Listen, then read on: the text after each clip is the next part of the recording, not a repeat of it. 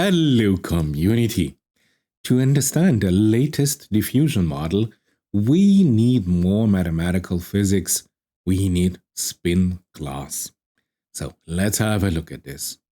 You remember in my last video, we were talking about the forward diffusion process, the noise generation, and I told you that in the backward diffusion process, we will encounter symmetry breaking.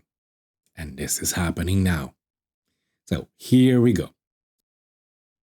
In fluid thermodynamics, we have the famous Rayleigh-Benard convection cells. You know, you have a fluid between two planes. And now what's happening if you heat now the bottom plane, for example, we have a phase of thermal conductivity. The temperature, the density, and the pressure will vary linearly between the bottom and the top plane. This uniform linear gradient of temperature within the fluid will be established.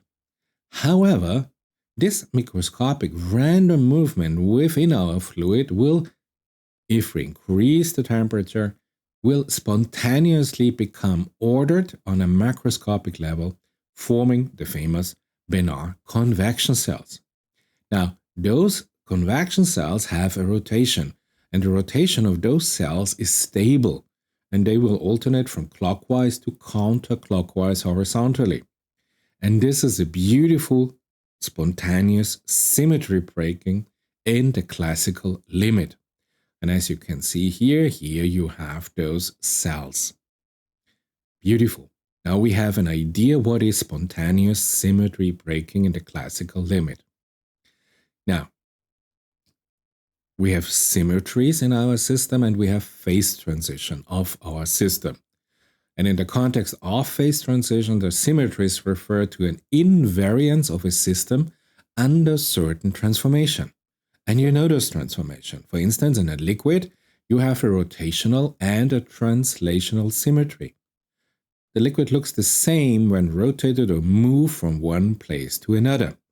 In a crystal, however, this crystal has now some different symmetries. It has a discrete translational symmetry. It only looks the same when translated by a certain specific distance corresponding to its own original lattice structure. So you see, symmetry and phase transition are connected. And they are even more connected if you have symmetry breaking in phase transition. And this occurs during phase transition when the symmetry presents in one phase is not present in the other phase. This is often associated when the system here is moving from one more symmetric state to a less symmetric state as it undergoes a phase transition.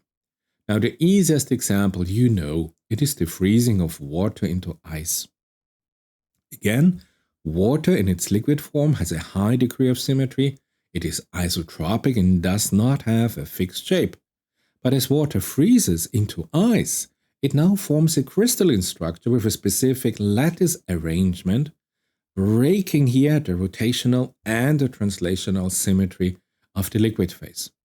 So now you can imagine what happens when I tell you we will have symmetry breaking in phase transition regarding here the spin classes in the backward propagation of diffusion transformer models. So let's have a look now. Let's go back here to our backward diffusion process, step number 2 when we have diffusion transformer dynamics. And the first thing I would like to show you is here the meaning of an effective dimension. You remember the classical MNIST problem, the MNIST database here. You have handwritten digits from 0 to 9. And now you ask here an AI system, hey, tell me here or recognize the handwritten digits. In this input data, normally have here a size of 28 pixels times 28 pixels for each single digit.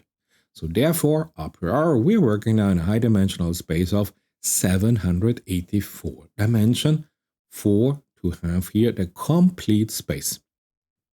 Now, as it turns out, Although the inputs may be interpreted as handwritten digits, have constitute the world of our problem span, but a lower dimensional manifold within our 784-dimensional space.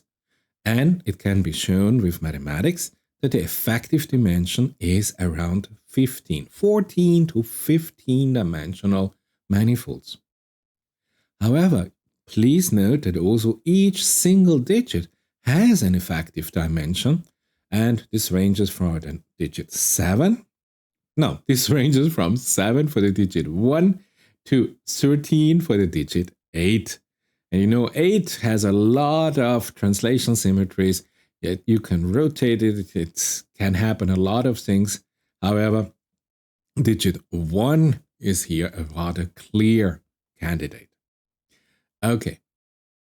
So therefore, you see, the task now of identifying a handwritten digit consists in finding these 10 submanifolds embedded in a 15-dimensional world manifold of all the handwritten digits in our training dataset. Now, you know that this is a problem that is rather hard because these manifolds are non-linear, those are folded, and it's really hard to find them in a 784-dimensional mathematical space. So you see what I mean here with dimension. And of course, you know in neural network, from the very beginning, we had here what they called the curse of dimensionality. So just to repeat, what is this? This is a challenge that arises as the dimensionality of the latent space increases. Remember, in the forward diffusion process, when we add stochastic steps and we add here noise data from a classical Gaussian distribution, we create here a latent space that we call the noise space, and this has a very high dimensionality. However, in high dimensional spaces, data become increasingly sparse, and this sparsity means that the volume of the space grows exponentially with the addition of each dimension. So therefore requiring exponentially more data to maintain a sufficient sample density. And the traditional distant metric system, like the Euclidean metric or any other metric that you're working with, become less meaningful in high-dimensional spaces because the distance between two randomly chosen points in a high-dimensional space in a 1000-dimensional space tends here to a common value. Plus, especially if we work with neural networks, we have that overfitting is happening. And overfitting happens when a model, an AI model, learns noise and random fluctuation in the training data, as those were significant features that the system would like to detect. But however, with overfitting, this is leading here to a poor generalization of new unseen data. So, of course, we have regularization and other methodology, but this problem of overfitting results from a very high dimensional space, the curse of dimensionality. And all of this results now, if we want to calculate this, in a high computational complexity. So the computational cost of processing and analyzing the data increases here with the dimensionality. Now in 2020, you see here, CNRS in France, there was a group of scientists who had here this idea of a hidden manifold model. And they were especially focusing here on the influence of data structure. And I will explain here the term data structure in a minute on learning in neural networks. Please go there. You have it here in the physical review. Yes, you see now we are not somewhere else with artificial intelligence. Now we are here in mathematical physics. What is the main idea? Here in green, for my green grasshoppers, if you are very young and you start with this, whenever you see green, this is for you to enable you to jumpstart here into this topic. So the main idea is in a high-dimensional mathematical space, like for example here, 784-dimensional mathematical space, all our input data lie here on a very specific lower-dimensional manifold. This is great. Let me show you this here. And here, this, let's call it yellow-orange manifold here, you have a very high-dimensional space, But then you have this particular yellow-orange manifold. And you see, this manifold hand constitutes the actual input space, or what we call the world of our task. And if you look very closely, you see here that our images here are located here on this submanifold, on this lower dimensional manifold, where our noise images here, our noise distribution here are off the plane, somewhere else in our high dimensional space. If you want to have a detailed explanation of this, please have a look here at this very specific publication. Now, we call data inputs structured now if they are concentrated on a lower dimensional manifold in our high dimensional space, and therefore they have a lower dimensional lattice representation as in our noise space, which simply consists of the coordinate of the input within that manifold. Now, of course, you know what we do in diffusion model. We apply differential equations that capture here the behavior of, let's say, of the simplest model, a two-layer neural network with hidden units training using here the stochastic gradient descent. In my last video, I showed you that simplifications lead here to go from a stochastic to a more smoothed out gradient descent. But of course, we go here with the real-world stochastic gradient descent. And this equation extends to the classical analysis of the dynamics of, yes, unstructured data, hidden manifold. And we uncover here the insights into the dynamics of learning. How is learning happening here from our noise space to our pixel space?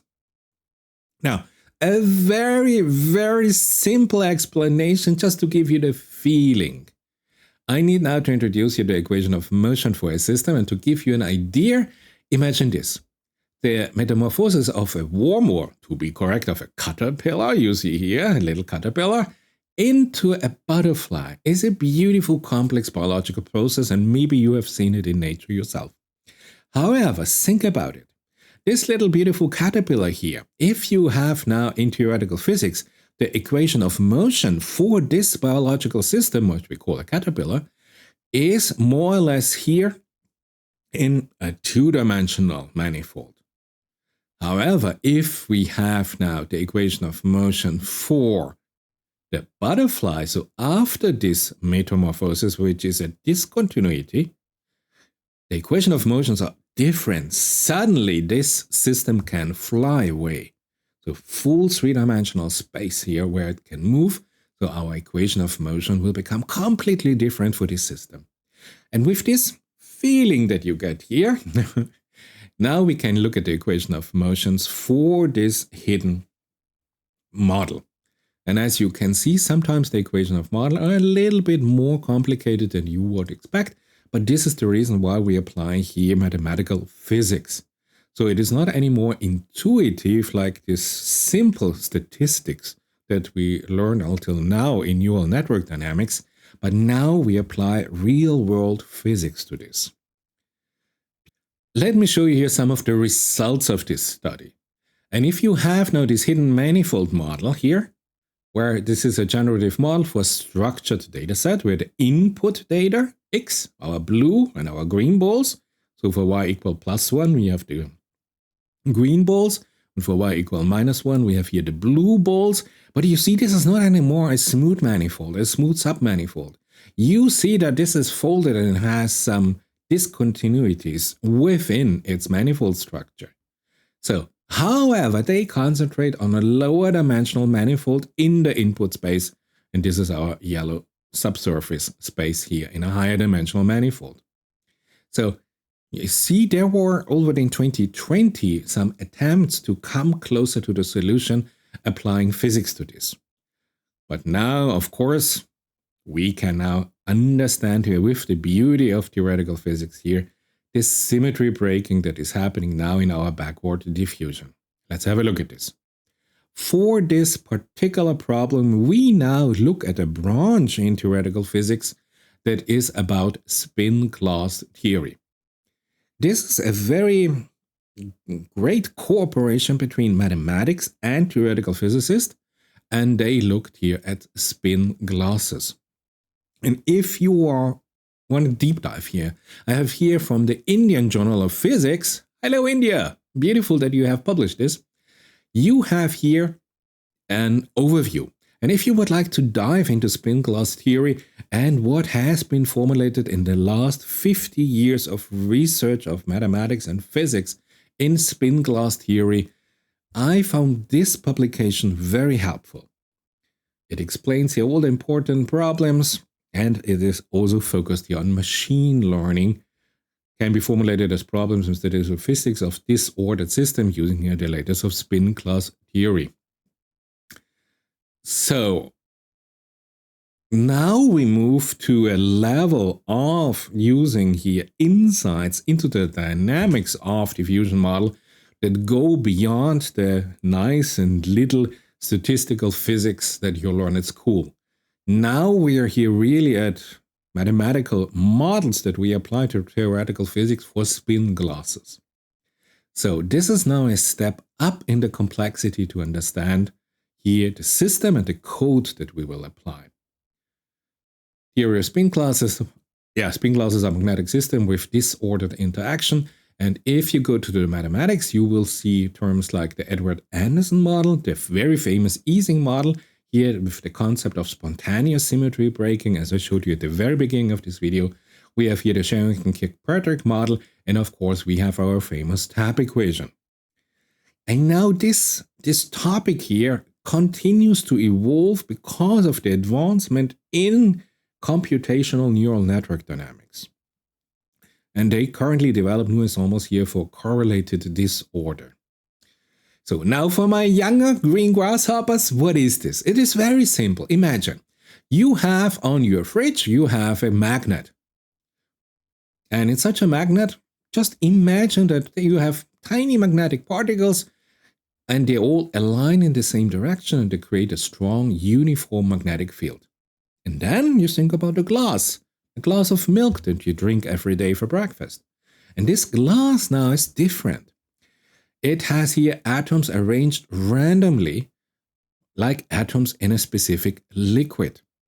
And now spin glasses, if you combine those are fascinating materials that behave quite differently from either ordinary magnets or simple glasses. They are kind of a hybrid system. So they have magnetic particles, so we have here the feature of spins, but those spins here are arranged randomly and can point in different directions due to the disordered interaction among them. And this randomness and frustration, where the spin cannot simultaneously satisfy all their interaction preferences, lead here to a complex landscape of energy states of the system. So you see, we have to describe now here the behavior of the system, and yes, remember that Lagrangian, what I told you, now we enter here mathematical physics. Now, unlike a regular magnet here, this system settles here in a single orderly state. This means a spin glass, what we call, can freeze into one of many possible disordered configurations without a clear pattern. And this makes it so fascinating, because now we are not using simple statistics, but now we are using really some advanced mathematical statistics to describe these physical systems. And this has been now in research for the last 50 years. So if you look at this topic, do not be afraid of the complexity you will encounter if you open here a textbook on this topic. But there are 50 years of research that you have now to absorb. 3 points I would like to make here. Fundamental physics here, they really challenge our understanding of the phase transition. And phase transition changes between different states of matter and the equilibrium properties in those disordered systems. And spin glasses show that disorder and frustration can lead to entirely new phases of matter with real exotic properties. And we have this if you look at new material science. Of course, mathematics and computer science here, this complex energy landscape of spin glasses here are really interesting because the optimization problems here with many local minima in our system here, this is beautiful for new mathematical code and new mathematical algorithms here, especially in the area of machine learning. And this means with exploring and understanding here the specific magnetic properties in those exotic systems, we can discover new algorithms. We can improve on our algorithms we have in computer science for the computer simulations. And this means now we have tools, mathematical tools, to solve more complex problems here with spin glasses. And this gives us an idea how to cope with this complexity and have mathematical formulas that we can put in code and describe the system. And this is what we're going to use here for the diffusion process. There's one paper I would highly recommend to you, and this is from October 2023, and the authors here show you spontaneous symmetry breaking in generative diffusion model. So exactly what I showed you last time, our generative diffusion model, they found here two specific phases here, and you have a linear steady state dynamics around the central fixed point and an attractor dynamics directed towards the data manifold. But today we have even a more detailed insight. But to start, please reconsider to maybe have a look at this specific publication, because now we are really looking at the symmetry breaking aspect here in the backward diffusion process. If you are more interested in the mathematical formulation, here you have the higher order time reversal symmetry breaking of normal states, just as an optional. But this now is the publication I tried to build up with my last 1.5 videos. This is the paper you definitely should have a look at. They talk about the dynamical regimes here of diffusion models, and they are also from CRNS France plus University in Milano. And they use now statistical physics method, advanced method here for generative diffusion models to understand the dynamic and understand how is the learning happening and how can we optimize those systems. So for my green grasshoppers, very simple explanation. Looking here at the learning here of the backward generative diffusion process, they found here with some beautiful mathematical ideas here, 3 phases. Or dynamical regime, they call it dynamical regime. So the first one is here basically a pure Brownian motion.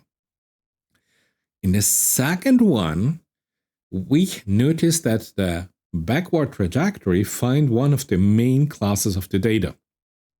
For example, if you have your images of horses and cars, or I don't know, landscape and panda bears or whatever, now the trajectory coming out of the noise, now they focus here on classes. So all the data points that belong to a cloud here have now here, if you want here, a very specific phase transition that is happening here.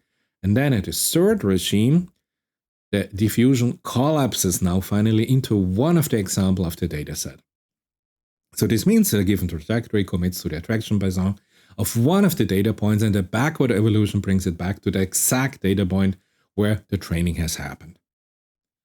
Let's have a look at this in another way.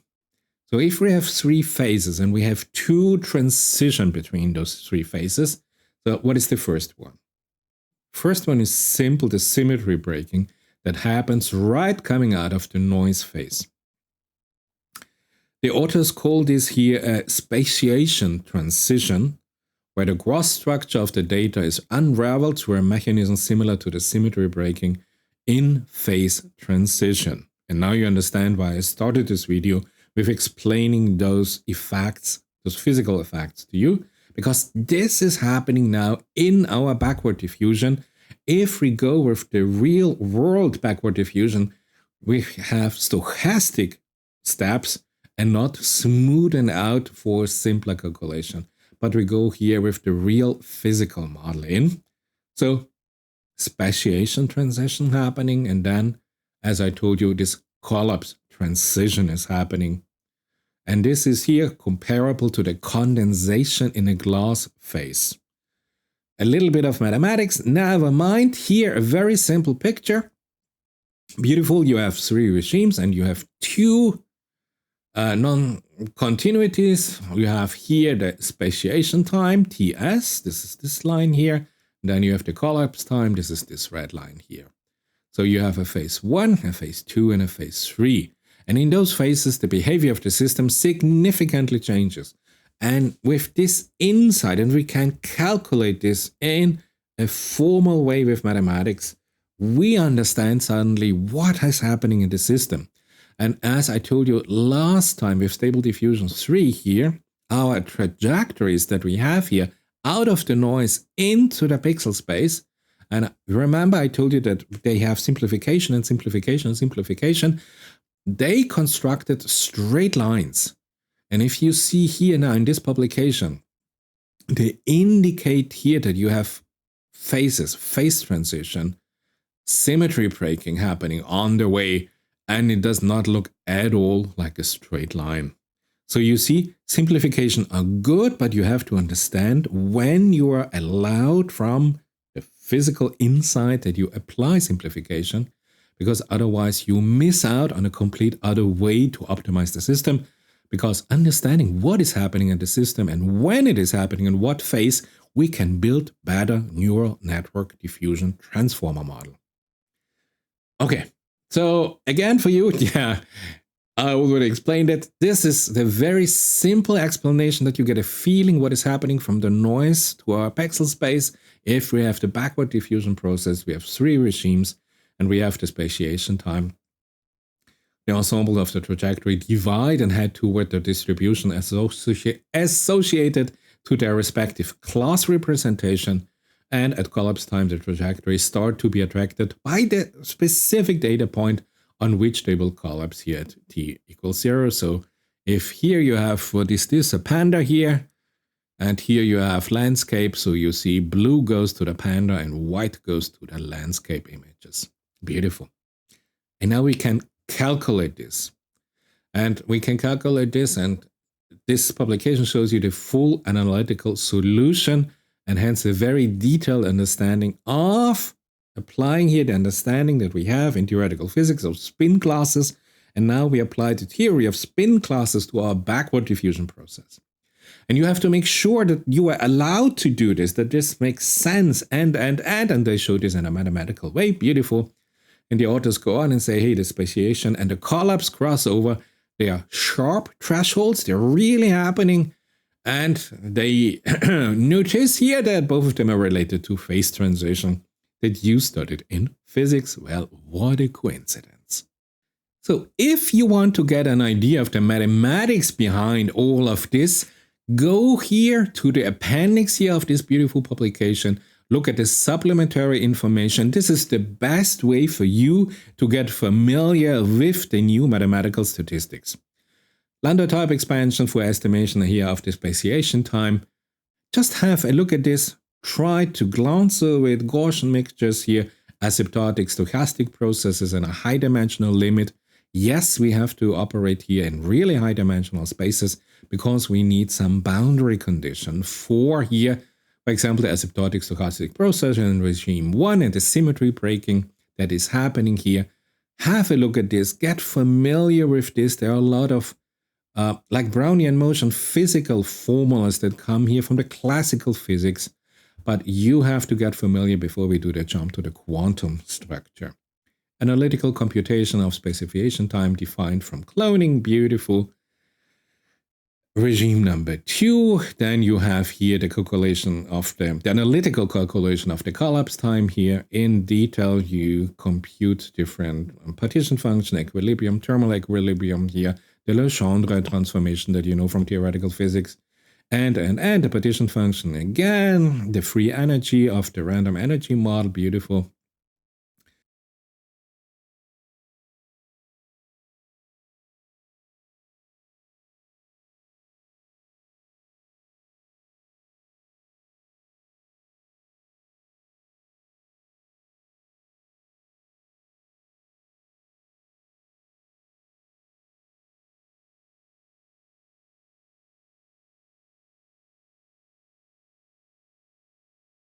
So after I've seen here the classical mathematical apparatus, how you can solve this, please be advised this was the simple case. Because if you're really interested here to go the next step, to the next level of technology, we have to go to quantum spin glasses. And yes, if you think about quantum computing, you get an idea why currently who is doing this here, Physics, Stanford University Laboratory, Stanford University, Department of Physics, Stanford University, and Department of Computer Engineering, Princeton University. You understand now why people go and say, hey, we know that spin glasses, we can do this here in the quantum mechanical form and even in the quantum electrodynamical form. So if this is the way forward and this helps us in the classical limit, why not also use it here in the quantum field? And therefore you have new effects that's going to happen. But if you have here then sometimes in the future quantum computing, it is important to understand and maybe develop today code or insights into the dynamics of the model, how to describe it, how the dynamics of the system maybe has phase transition, to optimize the model, to write the code for each singular regime and each discontinuity and each phase transition. And you will find here that the symmetry breaking is here connected with entanglement and replica symmetry breaking. But if you feel that you would like to enter this is a publication here from Stanford University. I would recommend for you to have here an insight into the next technological level. But be advised, a PhD in mathematics or theoretical physics is really helpful.